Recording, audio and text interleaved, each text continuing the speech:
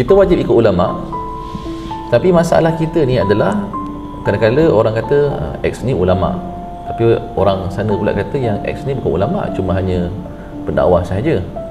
Jadi kalau kat sini siapa sebenarnya ulama yang kita mesti ikut, dan apa beza dia antara ulama dan juga pendakwah?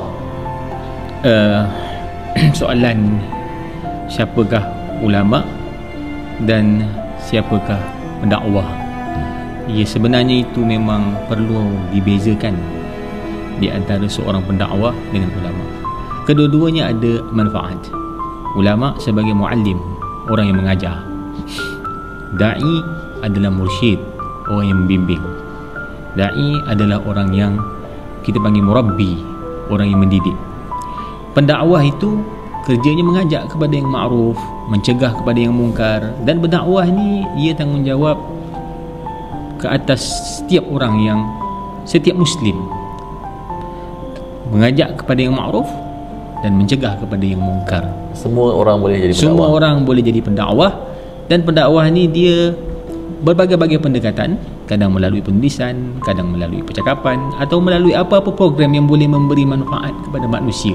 Maksudnya dakwah itu tidak terikat, uslub pendekatan dakwah itu tak terikat. Masing-masing pendakwah ada seni mereka sendiri di dalam berdakwah. Tetapi bila kita nak sebut ulama, ulama ni sebenarnya satu perkataan yang Allah sebut dalam Quran, innama yakhshallaha min ibadihi ulama. Hanya sahaja orang yang takut kepada Allah adalah ulama. Ayat tu sendiri kita tengok kan, innama yakhshallaha, maf'ulun bi duduk depan tu. Memang Tuhan nak sebut yang hanya sahaja takut kepada Allah. Memanglah orang yang berilmu. Maksudnya Allah mengangkat kedudukan ulama di dalam Quran, tinggi kedudukan mereka.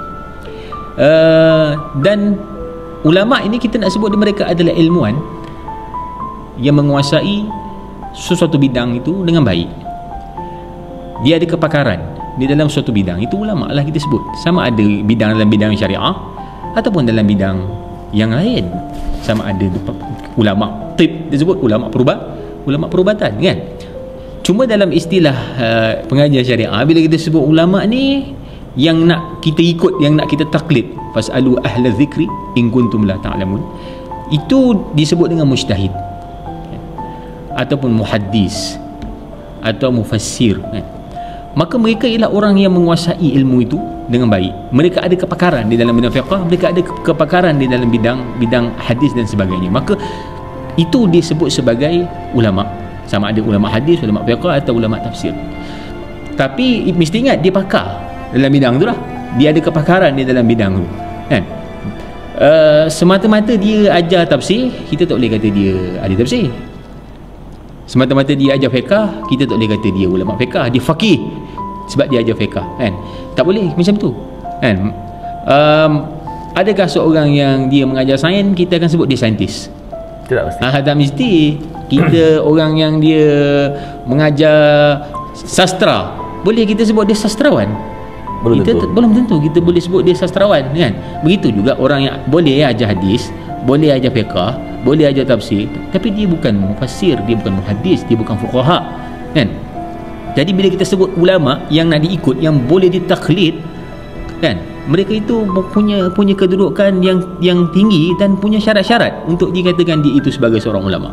Contohlah kalau dalam bidang fiqh, ulama yang dalam kita sebut sebagai ulama fiqh ni, apa sebagai contoh disiplin-disiplin ilmu yang mereka mesti ada? Barulah kita ni maknanya layaklah dia tu. Dia tak boleh ulama. Tidak, ilmu syariah nombor satu ilmu bahasa Arab. Yang itulah dia berkaitan dengan kawaid lughahnya, berkaitan dengan sarafnya, balaghahnya, berkaitan dengan adabnya, begitu juga dengan ilmu logik mantiknya dan sebagainya, ilmu usul fiqhnya, ilmu mustalah hadisnya. Secara asasnya bila sebut ulama dia tahu semua tu, tapi mereka ni ada takhassus dalam bidang-bidang tertentu lah. Ada pengkhususan dia dalam bidang-bidang tertentu.